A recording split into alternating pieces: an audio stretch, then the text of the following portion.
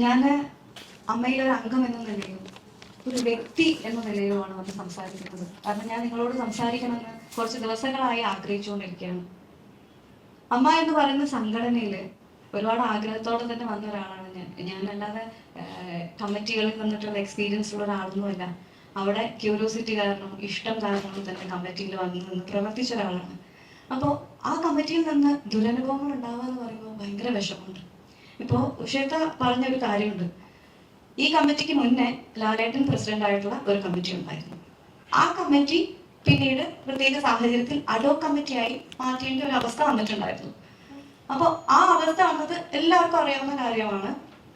ഞങ്ങളുടെ ആ കമ്മിറ്റി മുന്നോട്ട് പോകുന്ന സമയത്ത്, ലാലേട്ടൻ പ്രസിഡന്റ് ആയിട്ടുള്ള കമ്മിറ്റി മുന്നോട്ട് പോകുന്ന സമയത്താണ് ഹേമ കമ്മിറ്റി റിപ്പോർട്ട് വരികയും അതിനെ തുടർന്ന് വളരെ പ്രശ്നങ്ങൾ രൂക്ഷമാവുകയും ചെയ്തു. അതിനിടയിൽ തന്നെ ജനറൽ സെക്രട്ടറിക്കെതിരെയും വലിയ ഗുരുതരമായിട്ടുള്ള ആരോപണം വരികയും അദ്ദേഹം രാജിവെച്ച് പോവുകയും ചെയ്തു. അങ്ങനെ പ്രശ്നങ്ങൾ ഗുരുതരമായതോടെയാണ് പ്രസിഡന്റ് ആയിട്ടുള്ള ലാലേട്ടൻ ആ കമ്മിറ്റി പിരിച്ചുവിടുകയും ചെയ്തത്. അങ്ങനെ ആ കമ്മിറ്റി പിരിച്ചുവിട്ട സമയത്ത് ഇനി മുന്നോട്ട് എങ്ങനെ എന്നുള്ളൊരു ചോദ്യം വലുതായിരുന്നു.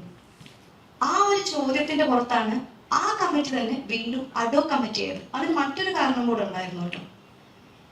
ആ കമ്മിറ്റി അന്ന് രാജിവെക്കുന്ന സമയത്ത് ജനറൽ ബോഡി നടക്കാൻ ഒരുപാട് മാസങ്ങൾ ബാക്കിയുണ്ടായിരുന്നു. അപ്പൊ അത്രയും മാസങ്ങൾ അമ്മയിൽ നടന്നുകൊണ്ടിരിക്കുന്ന പ്രവർത്തനങ്ങൾ മുന്നോട്ട് നീങ്ങണം. അത് നീങ്ങണം എന്നുണ്ടെങ്കിൽ അത് നോക്കി നടത്താൻ ഒരു കമ്മിറ്റി അത്യാവശ്യമായിരുന്നു എന്നുള്ളത് കൊണ്ട് മാത്രമാണ് അന്ന് ലാലേട്ടൻ പ്രസിഡന്റ് ആയിരുന്ന അതേ കമ്മിറ്റി വീണ്ടും അഡോ കമ്മിറ്റി ആയിട്ട് മാറിയത്. ഇപ്പൊ ഞാൻ ആദ്യമായിട്ടാണ് അഡോ കമ്മിറ്റി എന്നുള്ള പേരൊക്കെ കേൾക്കുന്നത്. എന്തായാലും അങ്ങനെ ഒരു കമ്മിറ്റി രൂപീകരിക്കപ്പെട്ടു. ആ കമ്മിറ്റിയാണ് പിന്നീട് കാര്യങ്ങൾ മുന്നോട്ട് കൊണ്ടുപോയത്. അതുപോലെ തന്നെ മറ്റൊരു ചോദ്യമായിരുന്നു സഞ്ജീവിനി എങ്ങനെ അഡോ കമ്മിറ്റിക്ക് മുന്നോട്ട് കൊണ്ടുപോകാൻ പറ്റുന്നുള്ളത്. സഞ്ജീവിനി നമ്മുടെ ആ കമ്മിറ്റി രാജിവെച്ച് അഡോ കമ്മിറ്റി ആവുന്നതിന് മുന്നേ തീരുമാനമെടുത്ത ഒരു പ്രൊജക്റ്റ് ആയിരുന്നു.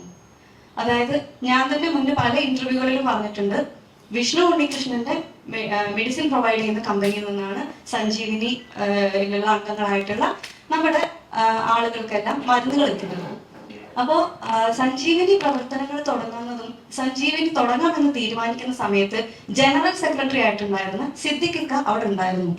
അപ്പൊ അങ്ങനെയാണ് വിഷ്ണു ഉണ്ണികൃഷ്ണനായിട്ട് സംസാരിക്കുന്നതും മറ്റു 3 കൊട്ടേഷൻ എടുക്കുന്നതും. അങ്ങനെ വിളിച്ച മൊത്തം കൊട്ടേഷനുകളിൽ നിന്നും ഏറ്റവും വില കുറഞ്ഞ രീതിയിൽ നമുക്ക് ഏറ്റവും നല്ല മെഡിസിൻ പ്രൊവൈഡ് ചെയ്യാം എന്ന് പറഞ്ഞുകൊണ്ട് വിഷ്ണു ഉണ്ണികൃഷ്ണന്റെ ആ ഒരു കൊട്ടേഷൻ നമ്മൾ ഏറ്റെടുക്കുകയും അങ്ങനെ സഞ്ജീവിനി പദ്ധതിയിൽ വിഷ്ണു ഉണ്ണികൃഷ്ണന്റെ കമ്പനിയെ ഉൾപ്പെടുത്തുകയും മരുന്നുകൾ കൃത്യമായി അയച്ചു കൊടുക്കുകയും ചെയ്യുന്നത്. പക്ഷെ നമ്മൾ സഞ്ജീവിനി പ്രൊജക്ട് ഓൺ ആയതിനു ശേഷമായിരുന്നു ജനറൽ സെക്രട്ടറി അവിടുന്ന് സ്ഥാനം ഒഴിയുന്നതും ഈ കമ്മിറ്റി അഡോ കമ്മിറ്റിയായി മാറുന്നു. അപ്പൊ ആ അഡോ കമ്മിറ്റി തീരുമാനിച്ചത് ഓൾറെഡി പ്ലാൻ ചെയ്ത് വെച്ച സഞ്ജീവിനി പ്രൊജക്ട് നമുക്ക് മുന്നോട്ട് കൊണ്ടുപോകണം.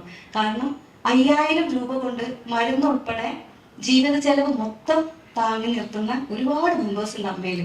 അപ്പൊ നമുക്ക് അത്ഭുതമായിരുന്നു, 5000 രൂപയ്ക്ക് മരുന്നും വാങ്ങി ഒരു മാസം അവർ ചെലവും കഴിയാന്ന് പറയുമ്പോൾ. അപ്പൊ അവർക്ക് നമ്മൾ ഈ മരുന്ന് കൊടുക്കുകയാണെന്നുണ്ടെങ്കിൽ ആ 5000 രൂപ അവർക്ക് അവരുടെ ജീവിത നിത്യ ചെലവുകൾക്ക് ഉപയോഗിക്കാമല്ലോ എന്നുള്ള ചിന്തയിൽ തുടങ്ങിയതാണ് സഞ്ജീവനി.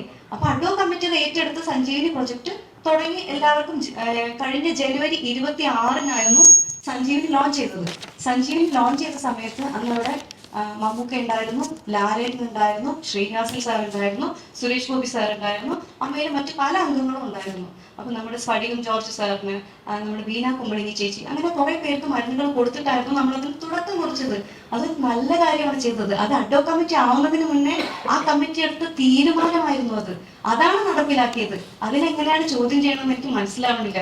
നല്ലൊരു കാര്യം ചെയ്തതിനെയാണോ ഇത്രയും കുറ്റപ്പെടുത്തുന്നതെന്ന് എനിക്ക് മനസ്സിലായിട്ടില്ല. അതുപോലെ തന്നെ ഈ കമ്മിറ്റി ഇപ്പൊ ഞാൻ മറ്റൊരു ചോദ്യം കേട്ടു, ലാലേട്ടൻ പ്രസിഡന്റ് ആയിട്ടുള്ള കമ്മിറ്റിക്ക് തന്നെ അഡോ കമ്മിറ്റി ആയിട്ട് മാറാൻ അവസരം കിട്ടി. ശ്വേതാ മേനോൻ പ്രസിഡന്റ് ആയിട്ടുള്ള കമ്മിറ്റിക്ക് എന്തുകൊണ്ട് അഡോ കമ്മിറ്റി ആവാൻ പറ്റിയില്ല? എനിക്ക് മനസ്സിലായിട്ടുള്ള ഉത്തരവാണ് ഞാൻ പറയുന്നത്. ലാലേട്ടൻ പ്രസിഡന്റ് ആയിരുന്ന കമ്മിറ്റി അഡോ കമ്മിറ്റി ആയി മാറിയതിന്റെ സാഹചര്യം എന്ന് വെച്ചാൽ ജനറൽ ബോഡി നടക്കാൻ ഒരുപാട് മാസങ്ങൾ ബാക്കി നിൽക്കുന്നു എന്നിരിക്കെ ഒരു കമ്മിറ്റി അവിടെ അനിവാര്യമാണ്. കാരണം ഒരു ജനറൽ ബോഡി കൂടിയാലേ മറ്റൊരു കമ്മിറ്റിയെ തെരഞ്ഞെടുക്കാൻ പറ്റുള്ളൂ. ഇപ്പൊ ജനറൽ ബോഡി നടത്താൻ ഭയങ്കരമായിട്ടുള്ള ഒരു സാമ്പത്തികം വേണം. അപ്പൊ അത്ര എക്സ്പെൻസ് നമുക്ക് ആ സമയത്ത് മുടക്കാനും പറ്റില്ല. അങ്ങനെ ഇരിക്കെ ഇതേ കമ്മിറ്റി തന്നെ അഡോ കമ്മിറ്റി ആവേണ്ട ആവശ്യകത ഉണ്ടെന്ന് മനസ്സിലാക്കുകയും അതേസമയം തന്നെ ആ കമ്മിറ്റിക്കെതിരെ അമ്മ സംഘടനയ്ക്കുള്ളിൽ ഒരു അലിഗേഷനും ഇല്ലായിരുന്നു. ഒരു സാമ്പത്തിക ക്രമക്കേടോ മറ്റ് അലിഗേഷൻസോ ഒന്നുമില്ലായിരുന്നു. അമ്മ സംഘടനയ്ക്ക് പുറത്തുള്ള അലിഗേഷന്റെ പേരിലാണ് അവിടെ ഉണ്ടായിരുന്ന ജനറൽ സെക്രട്ടറി ഉൾപ്പെടെയുള്ളവർ രാജിവെച്ച് പുറത്തു പോവേണ്ടി വന്നത്.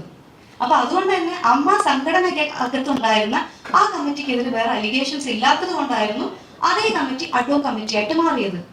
ഇപ്പൊ ഞാൻ മനസ്സിലാക്കുന്ന കാര്യം, ശ്വേത ചേച്ചി പ്രസിഡന്റ് ആയിരുന്ന ഇപ്പൊ രാജിവെച്ച് പോയ കമ്മിറ്റി, ആ കമ്മിറ്റി അഡ്ഹോക് കമ്മിറ്റി ആക്കാത്തതിന്റെ റീസൺ എന്ന് എനിക്ക് മനസ്സിലായ കാര്യം, സാമ്പത്തിക ക്രമക്കേടിന്റെ പേരിലാണ് ശ്വേത ചേച്ചി പ്രസിഡന്റ് ആയിരുന്ന കമ്മിറ്റി താഴെ പോയത്.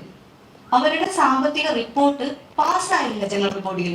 അപ്പൊ സാമ്പത്തിക ക്രമക്കേട് നേരിടുന്ന ഒരു കമ്മിറ്റിയെ എങ്ങനെയാണ് അഡ്ഹോക് കമ്മിറ്റി ആയിട്ട് മാറ്റാൻ ജനറൽ ബോഡിക്ക് തോന്നുക? ലോജിക്കലി ഒരിക്കലും ജനറൽ ബോഡി അങ്ങനെ ചിന്തിക്കില്ല. അതാണ് അന്ന് അവിടെ നടന്നിട്ടുണ്ടായിരുന്നത്. അപ്പൊ അതുകൊണ്ടാണ് ശ്വേത ചേച്ചി പ്രസിഡന്റ് ആയിരുന്ന ആ കമ്മിറ്റിയെ തന്നെ വീണ്ടും അഡ്ഹോക് കമ്മിറ്റി ആക്കാതിരുന്നത്. ഇനി ഇതിലുള്ള വേറൊരു കാര്യം കൂടെ നമ്മൾ എടുത്തു പറയേണ്ടതാണ്. സാമ്പത്തിക ആരോപണം നേരിടുന്ന ഈ രാജിവെച്ച കമ്മിറ്റിയെ അഡ്ഹോക് കമ്മിറ്റി ആക്കിയിട്ടില്ലെങ്കിലും ആ കമ്മിറ്റിയിൽ ഉണ്ടായിരുന്ന ഡോക്ടർ റോണി ഡേവിഡ്, ആശ അരവിന്ദ് എന്നിവരെ അഡ്ഹോക് കമ്മിറ്റിയിൽ ഉൾപ്പെടുത്തിയിട്ടുണ്ട്. ആശ അരവിന്ദ് ചേച്ചി റിസൈൻ ചെയ്തെന്നാണ് ഞാൻ അറിഞ്ഞു. പക്ഷെ റോണി ഡേവിഡ് അദ്ദേഹം ഇപ്പോഴും ഉണ്ട്. അപ്പൊ ഈ രണ്ടുപേരെയും ഈ അഡ്ഹോക് കമ്മിറ്റിയിലേക്ക് വിളിച്ചതിനും ഒരു കാര്യമുണ്ട്. കാരണം അവരാണ് സഞ്ജീവിനി പ്രവർത്തനങ്ങൾ ഇപ്പൊ നടത്തിക്കൊണ്ടിരിക്കുന്നത്. അപ്പൊ ആ സഞ്ജീവിനി പ്രവർത്തനങ്ങൾ മുടങ്ങിപ്പോവരുത്. കാരണം ഇത്രയും പേരുടെ പ്രിസ്ക്രിപ്ഷൻസും കാര്യങ്ങളും എല്ലാം അവരുടെ കയ്യിലാണുള്ളത്. പെട്ടെന്ന് ഒരാൾക്ക് ഒരു ദിവസം വന്ന് അത് ഏറ്റെടുത്ത് ചെയ്യാൻ പറ്റില്ല. അതുകൊണ്ടാണ് ആ പ്രവർത്തനങ്ങൾ കൃത്യമായി നടന്നു പോകണം എന്നുള്ളത് കൊണ്ടാണ് ഈ സാമ്പത്തിക ആരോപണം നേരിടുന്ന സാമ്പത്തിക ക്രമക്കേടിന്റെ പേരിൽ താഴെ പോയ ആ കമ്മിറ്റിയിൽ നിന്ന് തന്നെ ഡോക്ടർ റോണിയെയും ആശ അരവിന്ദ് ചേച്ചിയെയും പുതിയ അഡ്ഹോക് കമ്മിറ്റിയിലേക്ക് നിയമിച്ചത്. ഇത്രയും കാര്യങ്ങളാണ് എനിക്ക് മനസ്സിലായിട്ടുള്ളത്.